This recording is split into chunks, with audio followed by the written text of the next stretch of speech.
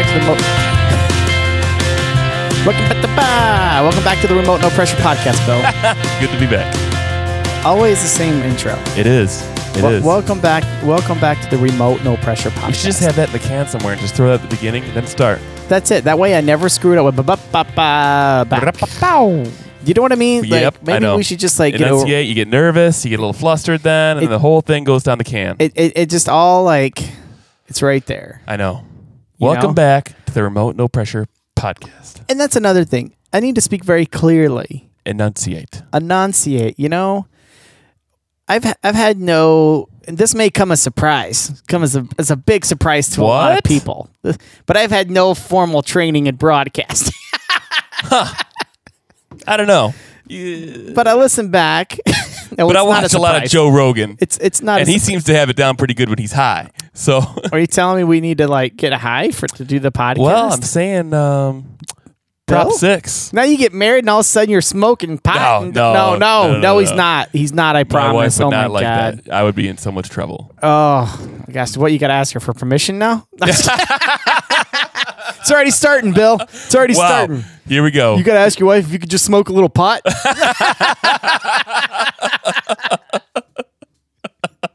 Who wears the pants in your relationship? Just started going off about no. But anyways, listening back, it's like I need to like enunciate better. I need to speak slower, and I have a nasally Michigan accent. Whoa. Yeah, you picked up a Michigan accent? I've been here for 17 years. Man. That's half your life. Almost 18 years. I've lived in Grand Rapids in this area longer than I've lived anywhere in my life. How do you like that? I don't know. It's weird. Yeah. Growing up in Texas, like my parents are split, so we moved around a lot. Mm-hmm. So I never lived anywhere more than like 4 or 5 years. I think when I was a little kid, like 6, 7 years, but I never really lived anywhere for an extremely long time. Yeah, I think I've got the same with you. I moved down here in 2000. I've been here 19 years. That's longer than I lived up north. Wow. Yeah. It's weird because you start to run into people at the grocery store and you know them. Yep. And then you stop going to the grocery store because you don't want to run into people that you know. See, Meijer here in Michigan is like a big chain. It's like Walmart, basically. Yeah. It's like they're out of Grand Rapids area. Mm-hmm. And I've got about 3, maybe 4 Meijer that I hit on a regular basis because they're all over town here. Yeah. Where we've only got maybe like 3 or 4 Walmarts in the city. We've got probably 8 Meijer in the city. Including one they're opening downtown, I think, aren't they? Yeah. The one they already did, that Bridge Street Market. Yeah. That's Meijer. That's already, boom. Yeah. So, yeah, sometimes like after work, I will go to a different Meijer that's farther from work. Not that I don't like seeing people from work, but sometimes it's nice to change it up and not have to stop and talk to somebody. You know? Yeah. Yeah. I like going on Sunday morning around 10:30 when everyone's at church. Yeah. All my friends are at church. I go grocery shopping. And then I'm not going to run into anybody. Yep. But anyways, it's getting colder. It's time to start tying some flies. It's time to get out there and, not get out there, but almost stay in there. Bundle up. It's November. I think my wife heard that they're calling it a polar coaster this year because it's getting so cold so quick. You remember that polar vortex we had last January, February? Oh, where it got like down to negative whatever. Yeah.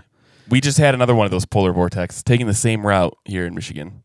Really? A couple weeks back. Mm-hmm. And they said if this was like a few months later, that would be like the same temperatures, like 20 below zero. Dude, this is the first time since I've lived in Michigan that the mail did not run because of the weather. No kidding. It was that cold. Wow. Yeah, does the mail not run a lot in Cadillac? Is that something that's pretty normal? We got snowmobiles, dude. I mean, do they really deliver on snowmobiles? I'm just kidding. Oh I've my never gosh, seen that. Gaylord gets a lot of snow. Gaylord, Michigan. Yep. But it's good to be back. It's another week here on the Remote No Pressure Podcast. If you haven't already checked it out, be sure to check us out on our YouTube channel. Yes, that's doing great. It's really cool. You could see Bill's mug exclusively. Hey. You will not see it anywhere else. Only on. Well, here and Russian websites. Here and Ukrainian and Russian websites, you will find Bill's face. That's why he doesn't have social. Pictures of my feet. No, I'm kidding. Snapchat pics for a price. Wildfeet.com. Oh my gosh, it's like you're hard up on money. Just take a picture of your feet. You do what you got to do, man. Man's got to pay the bills. No, okay. Don't email me asking me for pictures of my feet, please. Have you gotten that before? Oh, I get I get emails. I get bombarded with emails about my feet. Really? No, not at all. Never. Not one time. I don't So, Jeff T at remoteNoPressure.com. Ask for Ask for pictures of his feet, especially that left one. It's a little crippled up. Can I see that left foot? Is that hair on that big toe? Ooh, you got to shave that. Oh, but don't. but don't. You need to shave that. Gross, dude. You're a sick man, Bill. You're a sick man. Well, anyways, in other news, I like how we just freeze. You like that? I like that. Yeah. We're watching on YouTube. We're like, what are we doing? What's going on there? But the audio should be on the YouTube. Yes, it is. Okay. We don't have maybe you're in the Grand Rapids area and you're looking to get into broadcasting. Maybe you want to be an intern or a producer of a show. Call me. We will bring you in as a producer because we need someone to push the button and play the music because we add it after the fact. Yeah. Help us. Help us help you. Help us help you. Help us help you. Well, resume builders. Do you oh, by the way, before we get started, this particular episode of the Remote No Pressure podcast is brought to you by Deli Fresh Design. Oh, no kidding. Deli Fresh Design is going to offer you 20% off at checkout when you use the discount code RNP20. That's a heck of a deal. Ross White is a great guy. Yes, he is. He makes some awesome stuff. Mm-hmm. I know that's right. That's what we need. Ross White's a great guy. I know that's right. His stuff is awesome and amazing, and I fish with it. And you know what? Like I said, it's November, so everyone's getting ready to do their thing. You know, we're doing lots of shopping, Christmas shopping. What should I get that person who has everything? You should shop for your 4 best friends. And if you buy 4 gifts of the same price, the 5th one for yourself is free. Because they're going to give you 20% off. Boom. RNP20. Boom. But let me express this. We don't have, what is that thing called when people pay per commission? No, they pay that thing like every month. Subscriptions? It's like a subscription. Yeah. Patreons? Patreon. Like that? We don't do anything like that. So just send your checks directly to us. No, but what I'm saying, don't send your checks to me. Send them to Ross and buy some stuff. Yeah. Because you're supporting him because he's supporting us. Yeah. And that's how this whole thing works. So circle of life. It's a circle of life. So if you're figuring out, what should I get someone? Go to delifreshdesign.com. Check out all that he's got. His stuff is really cool, super high quality, made in America, made in Denver by hand.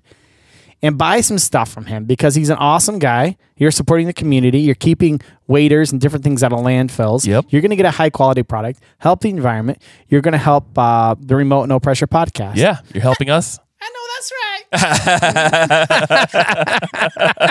right. Oh my gosh. Holla. But anyway, so be sure to check out delifreshdesign.com, RNP20 at checkout. In other news, a 57-year-old just spent 307 days sailing around. Sailing, not selling. Selling. Hey, I got a boat for you. I'm in Antarctica. I got some nice ice. I'm going to sell. Let me tell you about this rope.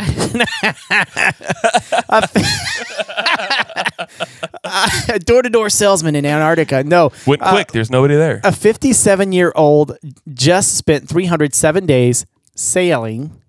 Did I say that right? Sailing. You did. Sailing around Antarctica and the Americas.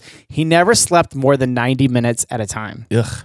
You a sailor, Bill? I'm not. You ever sailed on a sailboat? No, I've never been on a sailboat. Really? Nope. I've been on one. Yeah? It's been on my bucket list to learn how to sail.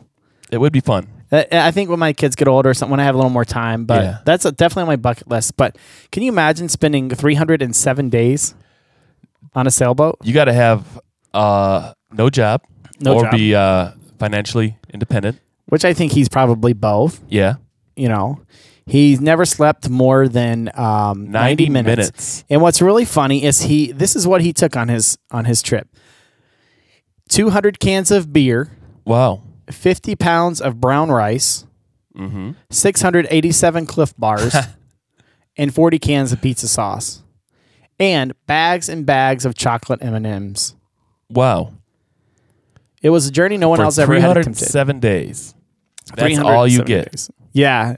I don't know. Maybe he did fish off the side or something. Can you imagine that? All I'm going to drink is beer, brown rice, and Cliff Bars, and 40 cans of pizza I wonder sauce. if he saved up those beers for like, all right, once a week I'm going to have a good, tie one on. Right, because it's like 307 days. days. More than 90 minutes. So I bet you that's just every couple days he had a beer. Maybe when he worked really hard, he would like, you earned this, buddy. I mean, what kind of beer was that? Like what? I hope it was good beer. Did he get like mix it up, like one of those mix bags, where they can get like a couple of this, couple of that, or was it all the same beer? Did he keep the empties or did he throw them over the side? What did he do with the empties? Where is his trash? That's my question. Are we going to find this off the coast of That's what I want to know. South America? What's the girl, Greenberg, the little girl that's been talking about climate change? AOC? No, the little girl that's been touring around. Oh, Greta Greenberg. Who's crying that we're destroying the planet? If she finds those beer cans, man, it's over. He's going to get a call from her. Yep. And rightfully that, so. Or the Philippines will call him and say, hey, we have your trash. Exactly, Bill. Exactly. No, but that's an interesting article, though, so you can read all about it. We're going to post that on the Facebook, also in our show notes as well, about what he did, how the journey was. Yep. But that's pretty wild. Pretty wild. Pretty wild. This week, remote no pressure. Bill, are you a leather guy or not really? A leather guy? Leather guy. I used to be more so when I was more into my biking days, But you still use your motorcycle. I still bike, and I don't have any good leathers right now. No? No. Well, I don't know if this particular couple makes that, but Whiskey Leatherworks, we can get some chaps. Some chaps. You should get some chaps. You think I should? Yeah. Wear them on the air here sometime. I think I should. It'd be funny just to wear chaps and get in around the house. I drive a Toyota Corolla. Chaps and what are those called? Those Scottish kilts. Kilts. Can you wear those at the same time? I don't see why not. Chaps under the kilt. Kind of protect your legs from the wind. While you can I just say free ball it? Yeah. That's a very interesting. I have no idea how you came up with that, Bill. I don't know either. Concerns me. Like these are just two things in my mind right now: kilts and chaps. But can you imagine getting out of like? Oh, we should start a new club and call it Kilts and Chaps. What if I dressed up like a motorcycle guy every day? Like had like a vest with some like mean stuff on the back. If you can read this, yeah. Yeah, exactly. Yeah, and I want to give a special thanks to all the motorcycle guys who teach my kids profanity on the highway. But grow out my beard. Daddy, what's the F word? No, but grow out my beard, maybe a leather vest, some chaps, and just do a normal day's business. Like, okay, we need to get to the interview, but before we do, I'll tell you this funny story. Okay. So I work in sales, so I travel a lot.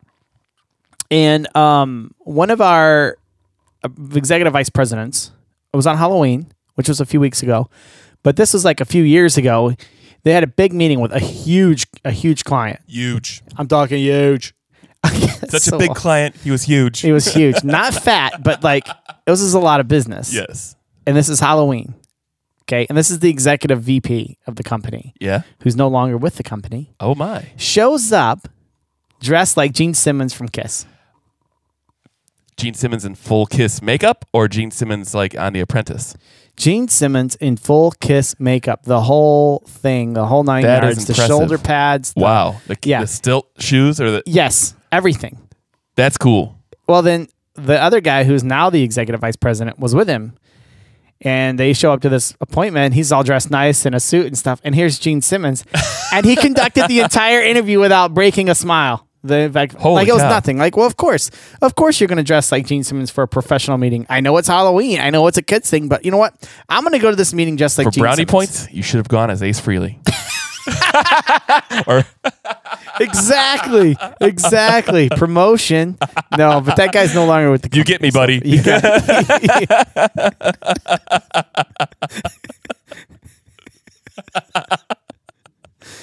Oh, man. Well, anyway, speaking of leather, Whiskey Leatherworks out of Missoula, Montana. We have Dan and Ally on the horn with us today. Very excited about what they're doing, making really cool leather items and also living the life in Missoula, Montana, fly fishing, hunting, doing their thing. So we're going to hear a little bit about their story and what they're up to and what they're doing in Missoula. Welcome to the podcast. Let's light the fire.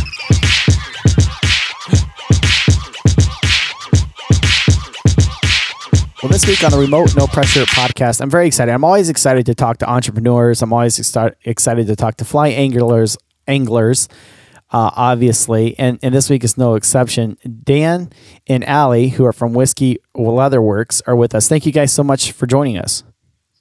Thanks for inviting us. Yeah, thanks for having us on, Jeff. Yeah, well, Ally, we'll start with you.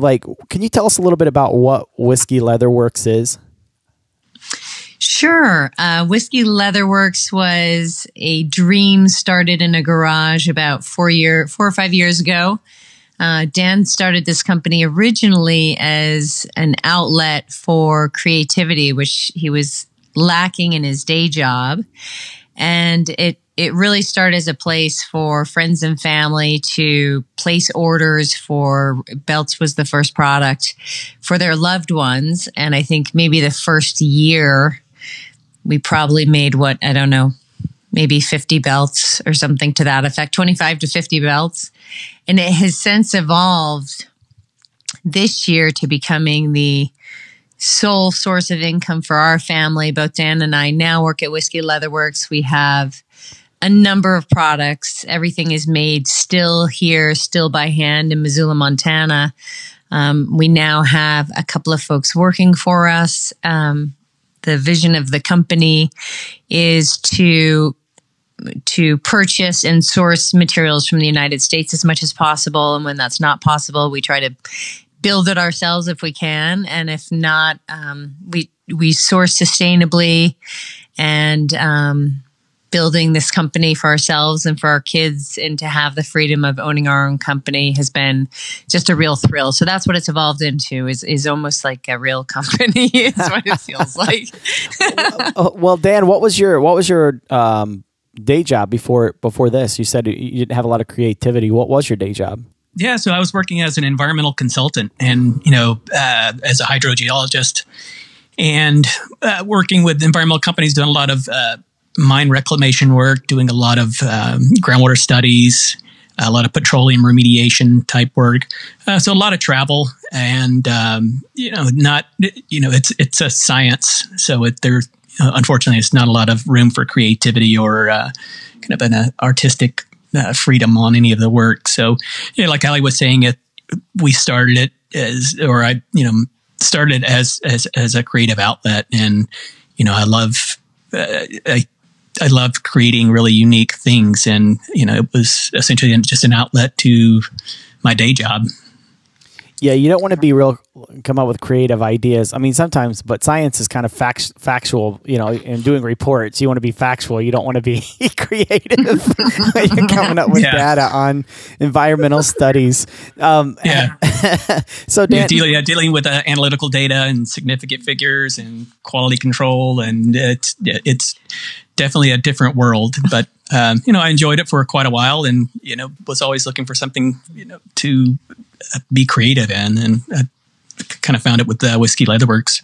That's really awesome. Now, Dan or Ally, which one of you got into fly fishing first, or were you both already, since you were kids, or how did that whole evolution happen?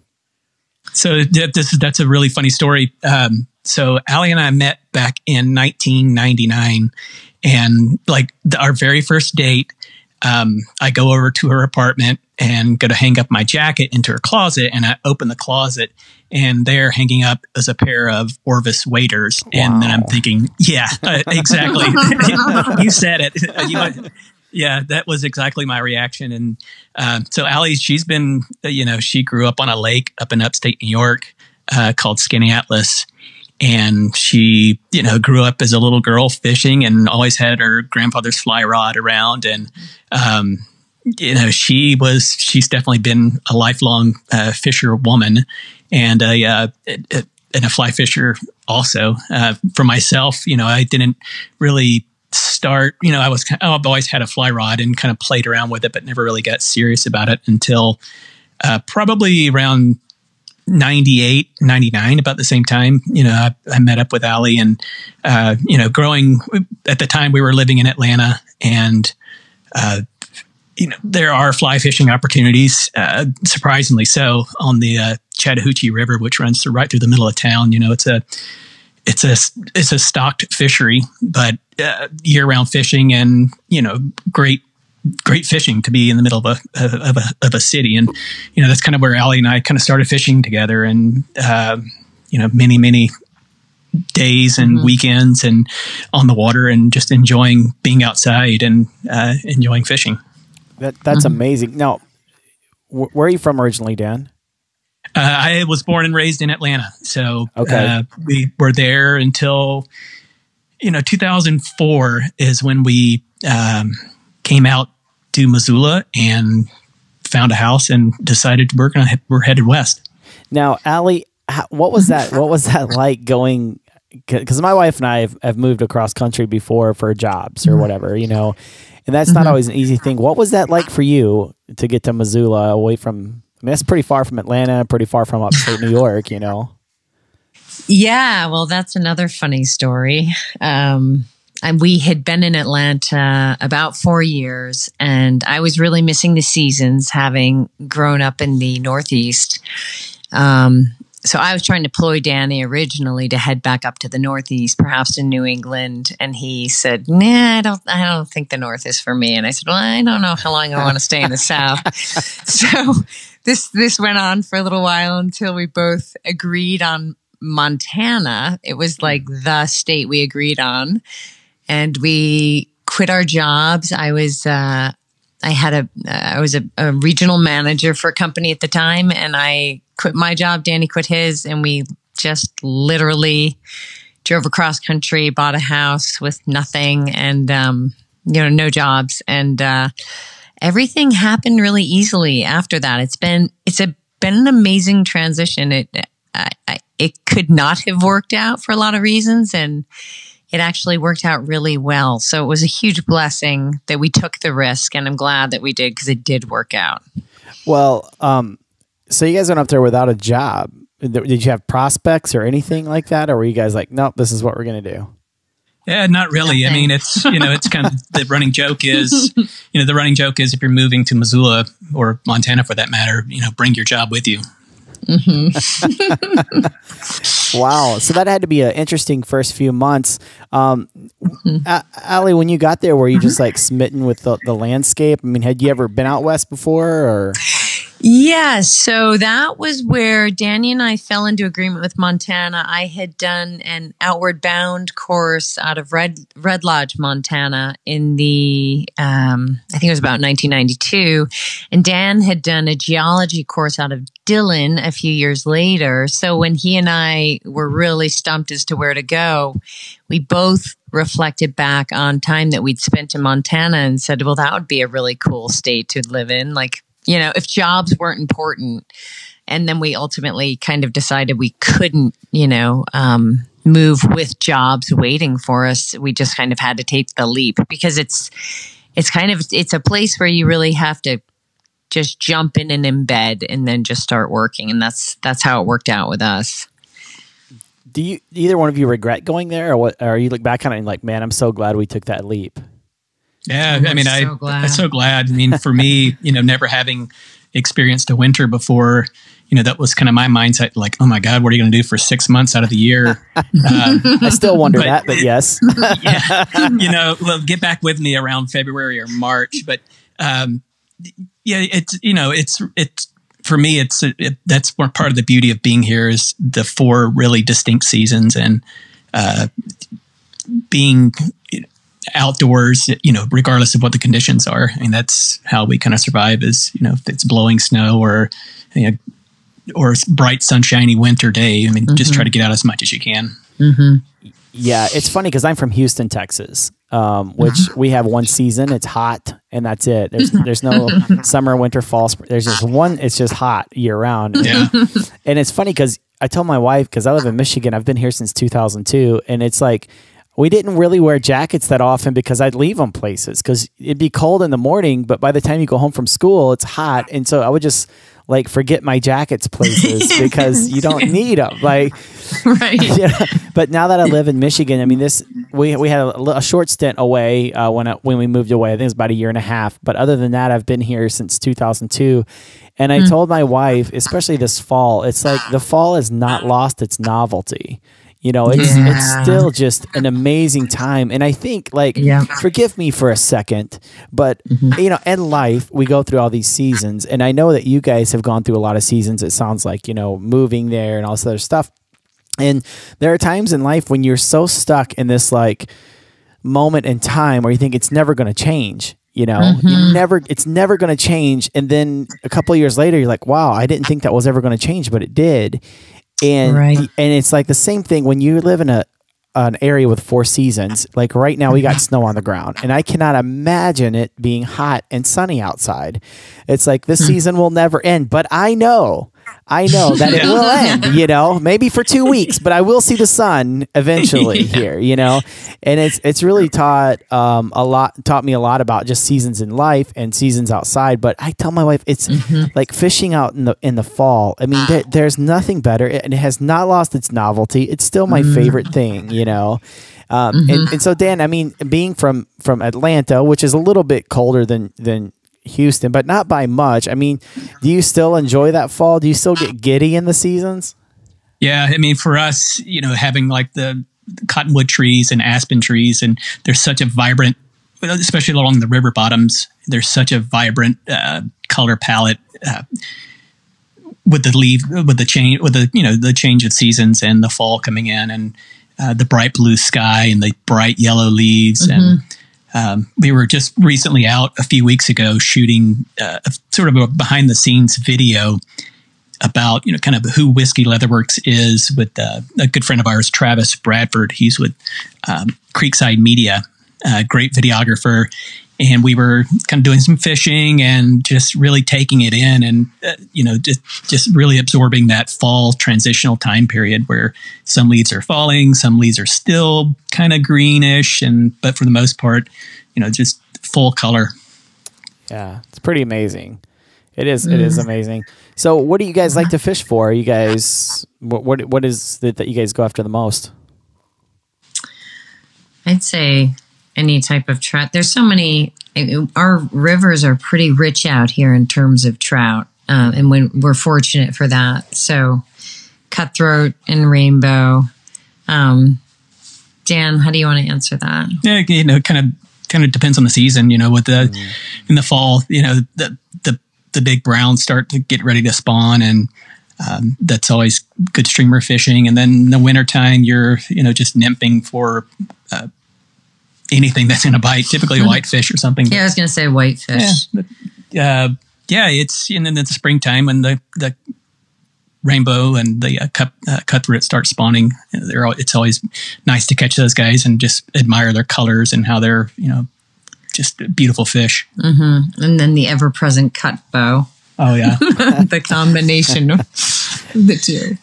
Now, and you don't have to answer this question, either one of you, and I don't mean to put you on the spot, but how has fly fishing helped you in your marriage?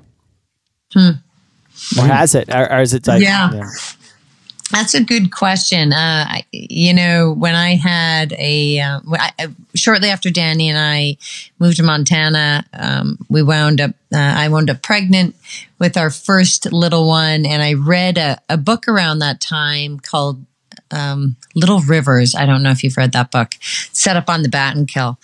And it was a book written by a woman, and making the point to stress that both she and her husband needed to be out on the river, even after children came. And I didn't adhere to that. I thought that's a great idea. That's what we're going to do. And it didn't work out like that. Like, I definitely didn't get the number of days in that Danny did. And even if I wasn't on the river, I did feel a little guilty that I wasn't with my kids. So it's only now that my girls are getting older that I'm getting back on the river. So in terms of how has, being married impacted fishing, I think having kids for women, and I have to give a tip of the hat right now to Orvis, because they have a great program called 50% on the Water.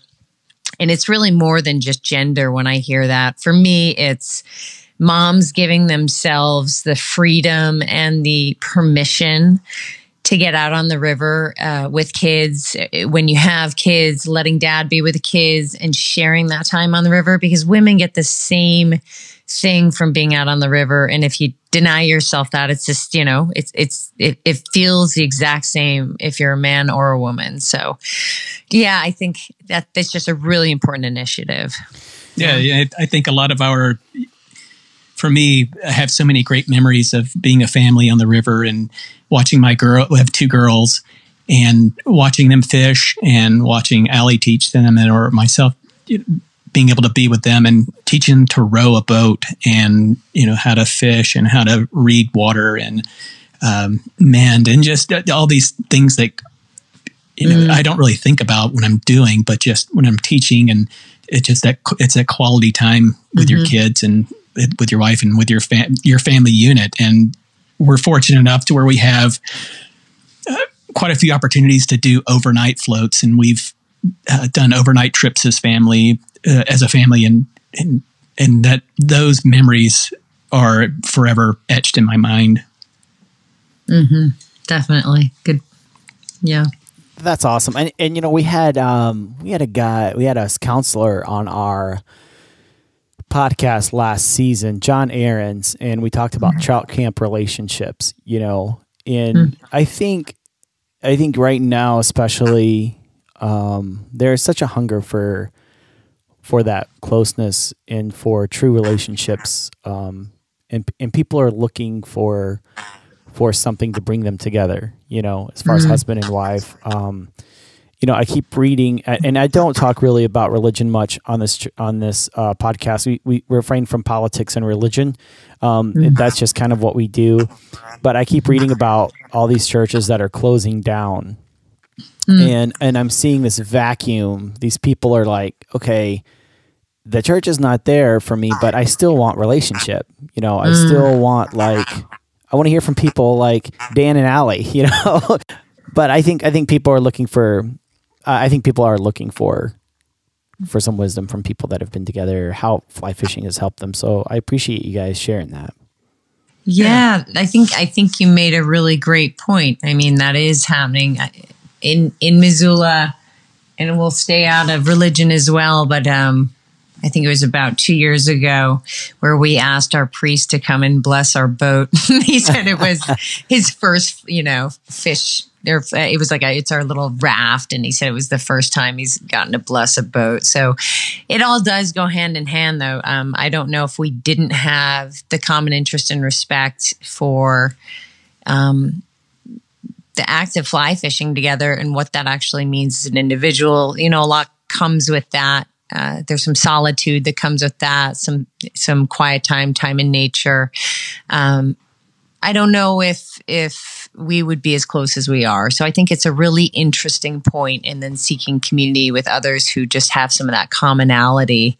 I think you brought up some really good points. Yeah, and it's great. And it's funny, I walk with a limp. I was in a really bad car accident when I was 11 years old. And when my oldest son, he's 10 years old now, when he started to learn how to walk, he walked with a limp because he watched me walk. And he was like limping around, like, what are you doing? And he's like 2, 3 years old or whatever. And he walked with a little limp because he watched his dad walk around like that. And is, that's one of the more,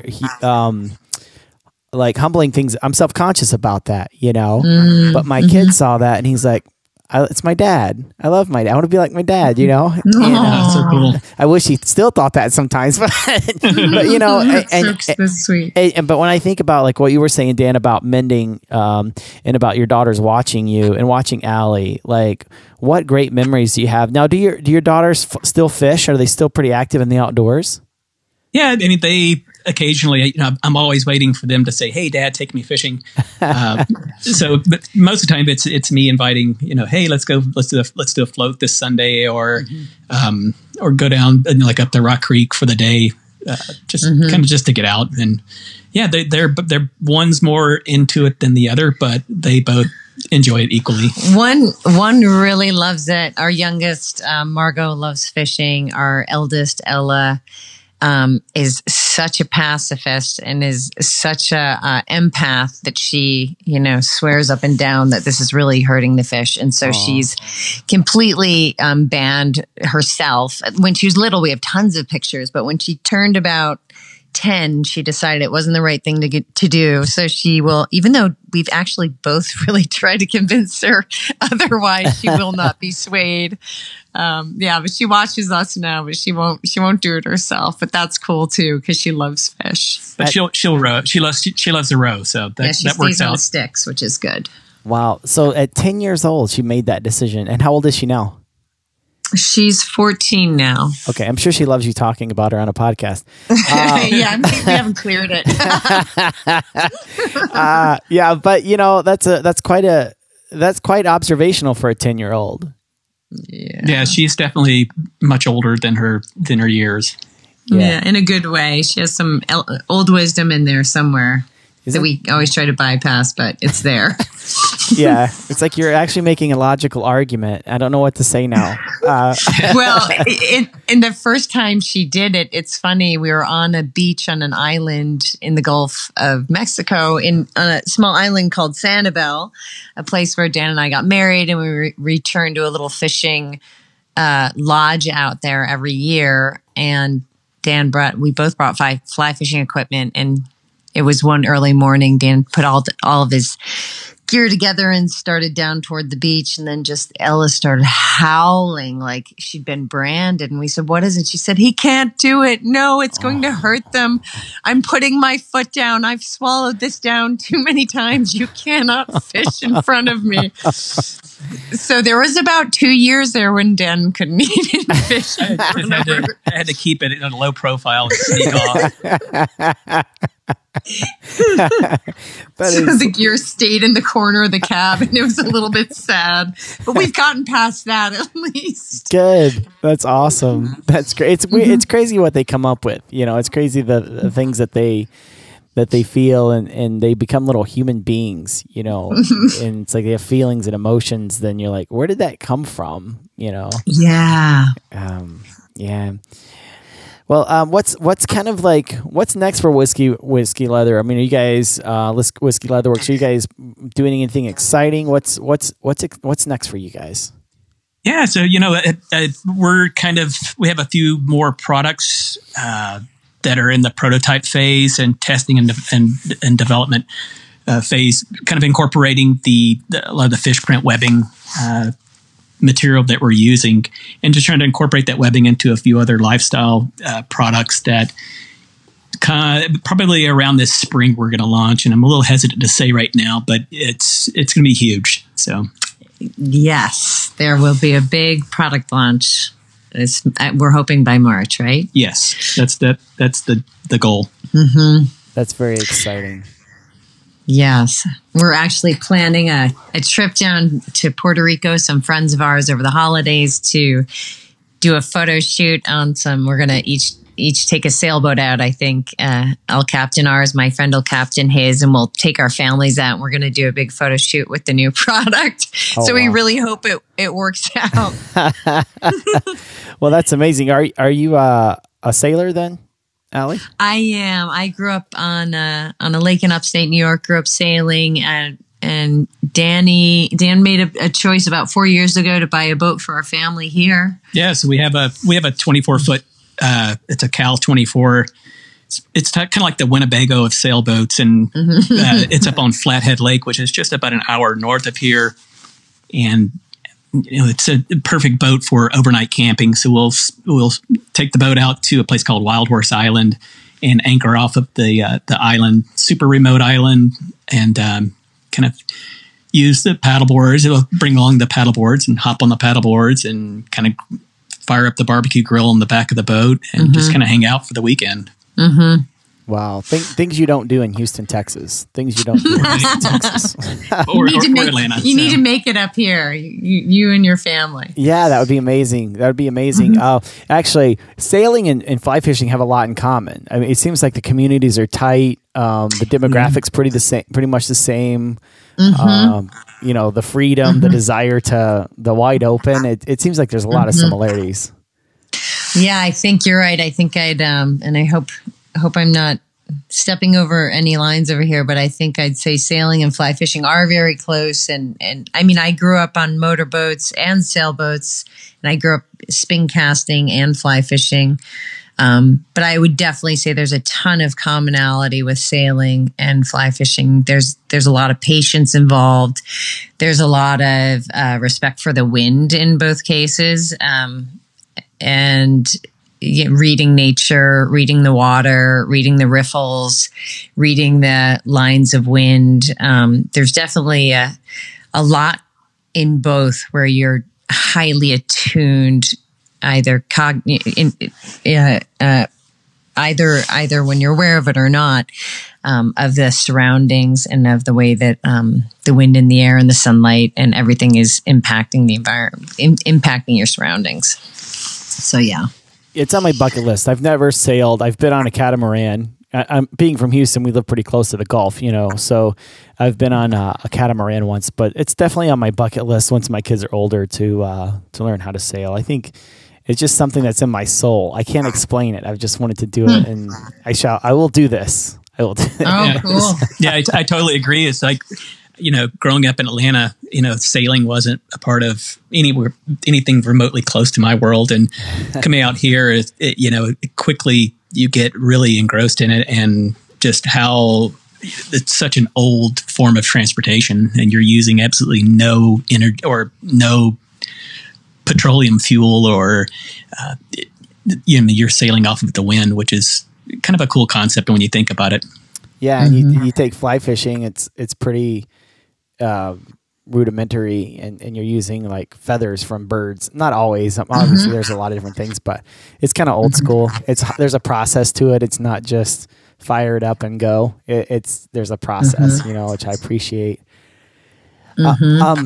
When we talked a little bit before, I mean, you guys wanted to offer our listeners a discount code. So if they wanted to check out your website, where would they need to go, and what would that discount code be? Okay, so our website is whiskeyleatherworks.com. If you head over there and just check out some of the stuff that we have, we're offering all the listeners 15% off by using the promo code remote15. Well, that's very generous. Thank you, Ally, and thank you, Dan, so much for hanging out with us. And we'll make sure to put all your socials and your links to the website and up on our show notes there. So if you check that out, and thank you guys so much. Thank you so much for taking a little time with our audience. Yeah, Jeff, I certainly appreciate the time to be on the show, and we appreciate what you're doing, and totally love what you're doing.